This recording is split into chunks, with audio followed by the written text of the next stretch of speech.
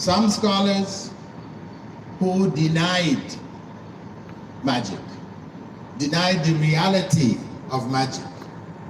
The first among them were the Mu'tazilites. Mu'tazilites were around from the 8th to the 10th century of the Christian era. Among their leading scholars, people like Al-Jassas, Abu Bakr al-Jassas, he was one of the first to express the denial of magic, considering himself a rationalist, that what didn't go with human logic and reason was to be rejected. He came from a period of time when Greek philosophy entered into the body of Muslim knowledge. People introduced ideas, concepts, etc., gave them Islamic titles and names, etc., to make them acceptable, and promoted them. So the Mu'tazila were considered to be the rationalists, those who placed reason before revelation. The way of Islam is to place revelation before reason.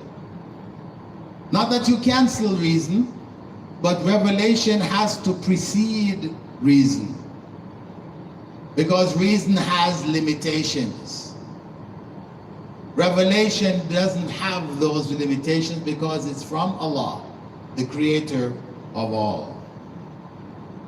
So with that approach, that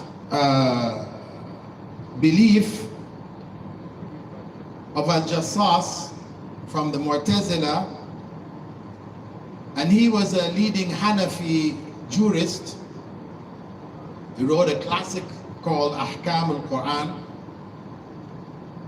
You had 2 centuries later Fakhruddin al-Razi, who wrote a tafsir of the Quran, which to this day, people refer back to. It was a classic. And you also had Ibn Hazm al-Zahiri. He was a Spanish scholar based in Cordova of the 11th century. Al-Razi was a Shafi'i scholar. So people came from all the different schools of thought as we know them. And in most modern times we had not actually a scholar, but a well-known Islamist, Sayyid Qutb, in his tafsir or commentary on the Quran called Fi Dhilal al-Quran. He also denies the reality of magic. And the logical argument used by Al-Jassas was that if magicians were really able to do what it is claimed that they can do, they should rule the earth. They're able to make turn lead into gold. They're able to take the treasures from the earth. They're able to take money out of your pocket without you realizing. Whatever, they're able to do all these different things. They should be the rulers of the earth. But in fact, in the various societies, we don't have any example of any magician becoming a ruler. That was the logical argument that they used. So their conclusion was that it was not real. It was illusion. Also, they said, if it is real, then how would people be able to distinguish between the miracles of the prophets and the magic of the magicians? And then, with regards to the hadiths, because there are obviously hadiths which the main body of Muslims used, things which happened to Prophet Muhammad ﷺ himself.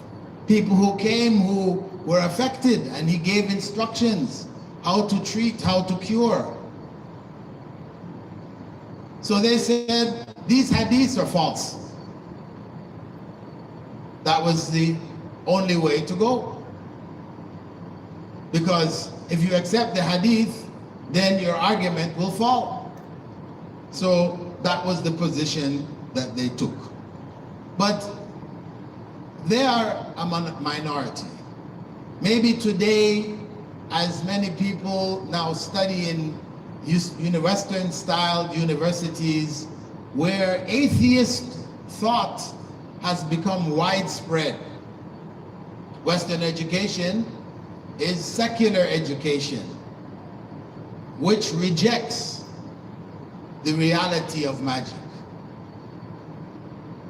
So we might not be surprised to find university professors or university students also echoing these same ideas, denying the reality of magic. However, those of us who believe in the Quran and the Sunnah, who believe that this is the foundation of Islam and everything is judged according to the Quran and the Sunnah. We don't judge the Quran and Sunnah according to our rationale, our human reasoning. That doesn't become the judge. It may be used for clarification, understanding, to recognize the implications, etc., etc. There is a place for human intellect, but not at the top of the hill. What's at the top should be the Quran and Sunnah, because that's what the Prophet ﷺ had said, that he left with us two things that if we hold on firmly to them, we'll never go astray. The Quran and the Sunnah. He didn't say human reason, the human intellect, the aql. He didn't say that. He said the Quran and the Sunnah. So what is firmly and clearly established in the Quran and the Sunnah, we have to accept as reality. And actually those arguments used by the rationalists that if magicians were real, they would rule the earth, all that confirms is that much of what we know as magic is really illusion. That's all it confirms. It doesn't mean that people who were engaged in real magic did not achieve high positions in society and were able to rule or govern or etc. It doesn't mean that. It doesn't rule that out. Also, if we argue that you can't distinguish between miracles and magic, and it would be confusing to the people, well, that is not what happened in the time of Prophet Musa. It happened. The magicians appeared to be doing magic,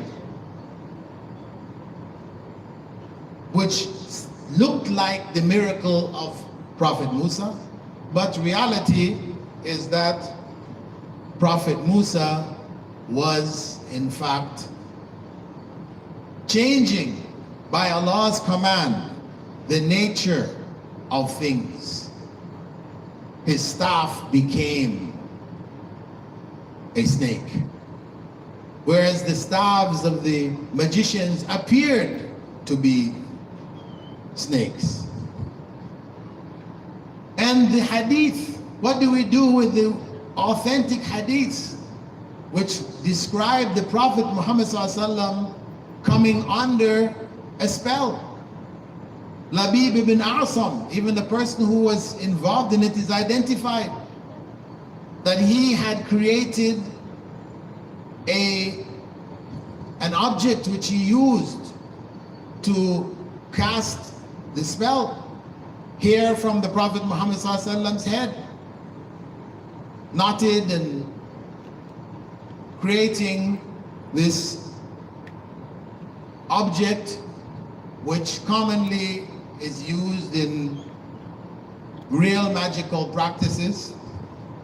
And he told Ali ibn Abi Talib, after Allah had informed him through Angel Gabriel that he was under the influence of magic, and revealed to him the Mu'awwadhatan, قُلْ أَعُوذُ بِرَبِّ الْفَلَقِ and قُلْ أَعُوذُ بِرَبِّ النَّاسِ. These two were specifically revealed to deal with an incident of magic. So were it not real, it doesn't make sense that these surahs were revealed and the Prophet ﷺ had Ali ibn Abi Talib recite the surahs over him, verse by verse, undoing the knots of the charm which was used by the magician Labib ibn Asam, and the Prophet ﷺ being released from the spell. All of that would have been nonsense, futile acts.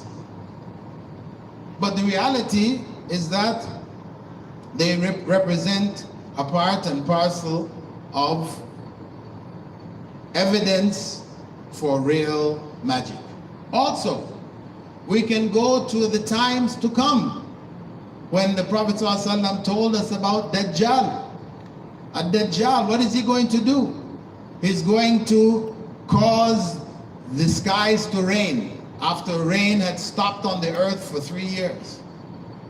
He's going to command the skies to rain and it will rain. He will command the earth to become lush with plants and trees, etc., and so it will be. He will command the treasures of the earth, hidden in the earth, to come out. And people will see it. He will cut a man in half and put him back together again. He will cause another man to see his father and mother who had died in the past, as if to bring them back to life again. But actually, what we can see in much of this information is that there is a connection between the satanic, the demonic, and magic. There is a firm connection.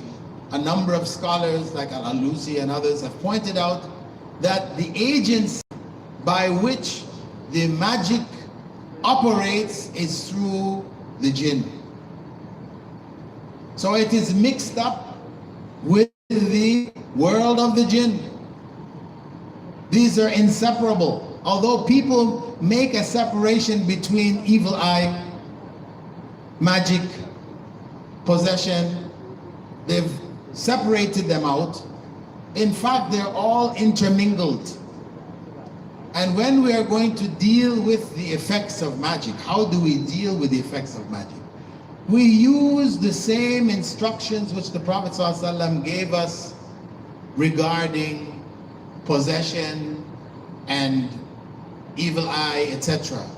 The same du'as you'll find in those ruqyas which the Prophet ﷺ taught, mention of all three aspects without distinction. Today, people have risen up amongst us who found an avenue for business, preying on the weaknesses of people, their desires to want to protect themselves from these things, because they hear about it, it circulates all the time. So there are people that say, I have the knowledge. You come to me, I can tell you whether you have been affected by magic, whether it is evil eye, or whether it is possession. I'm able to distinguish, and I can tell you how many jinns are in you, and I can tell you when the jinn got into you, and who is responsible for it, and they can give you all these stories. And then they give you certain things to take, whether it is holy water, or it is holy oil, or they give you,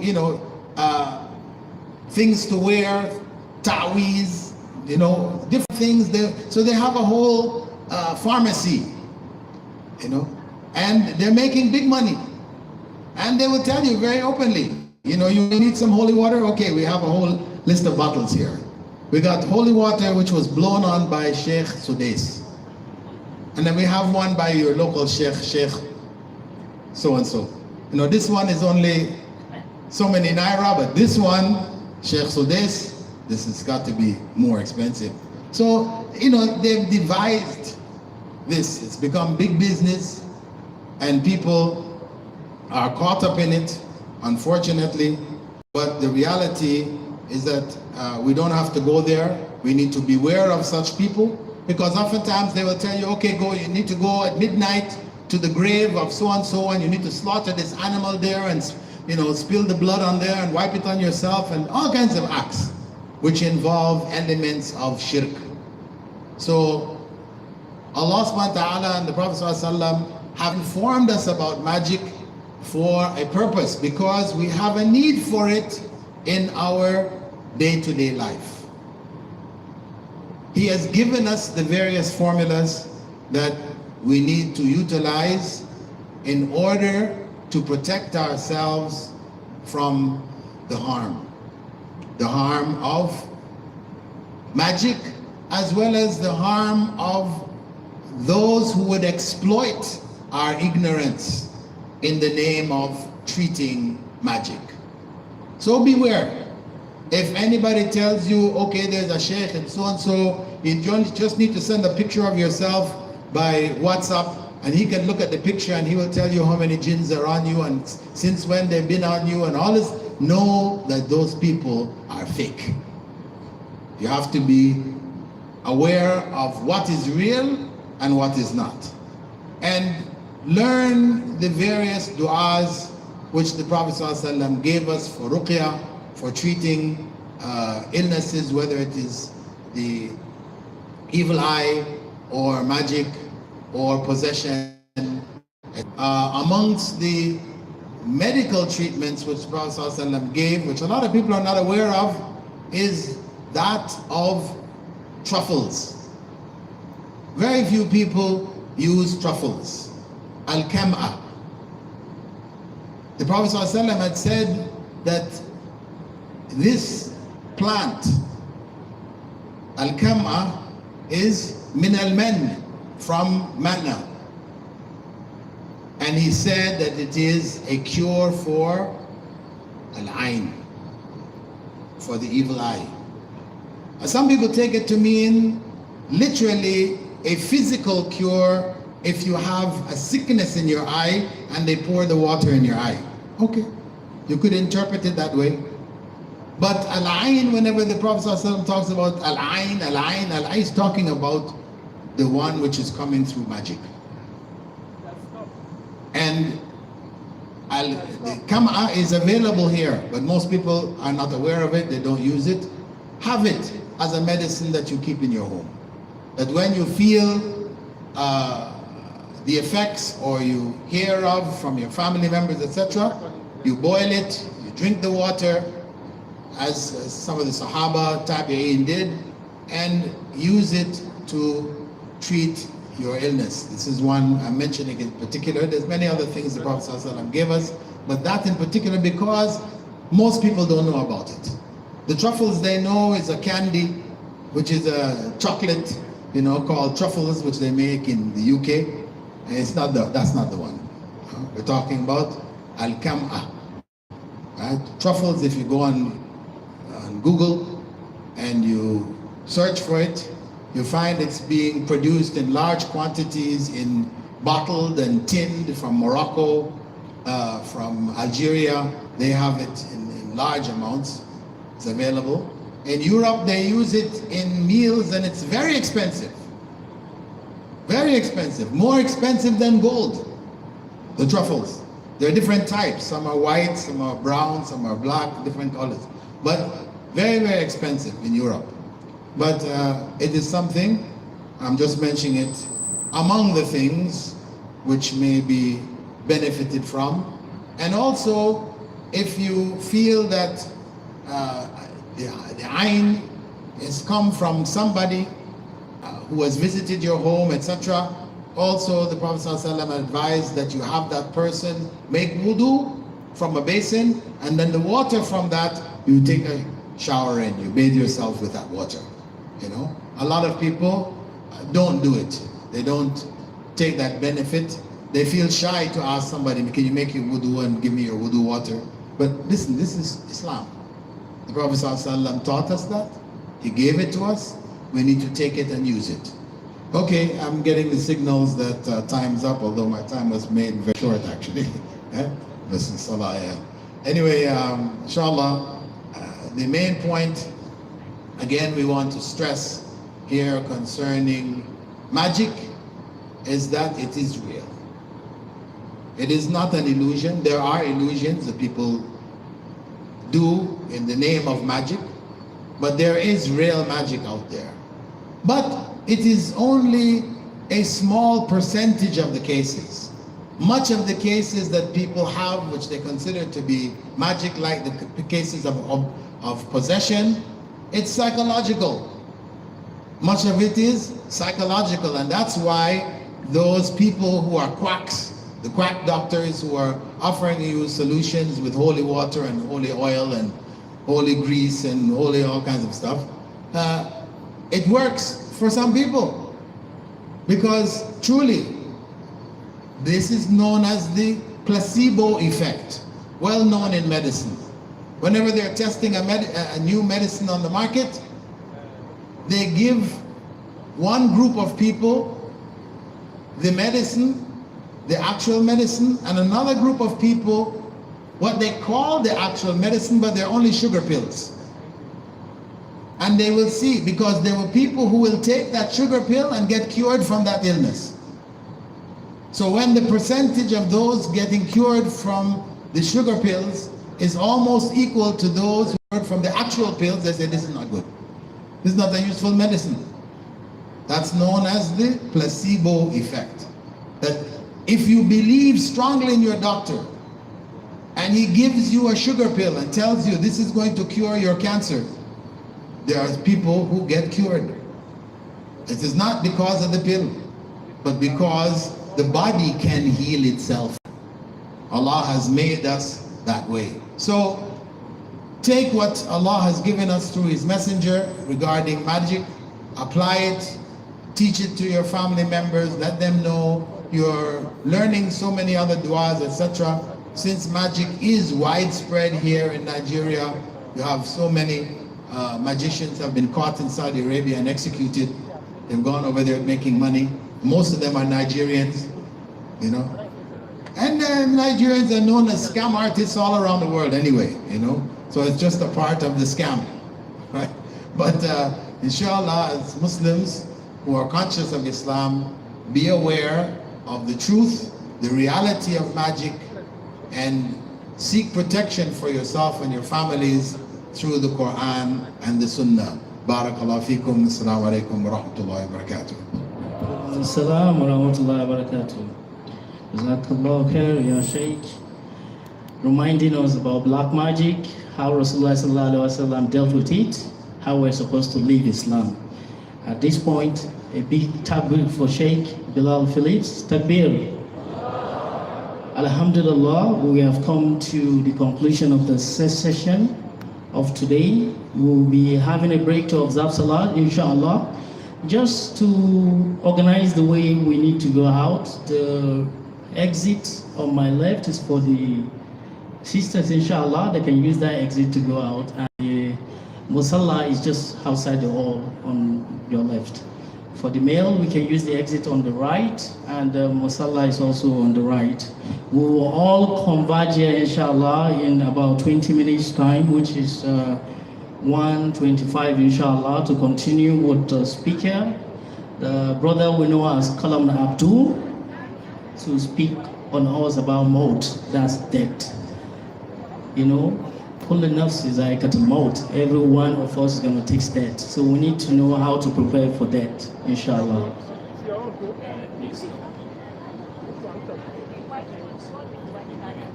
Okay, for those of us that are interested in getting the book from our sister, Mariam Jakolo, that made the presentation about the divine love. The book is right outside. You can pick a copy to learn more about write-ups, inshallah. You can visit the One Islam production store.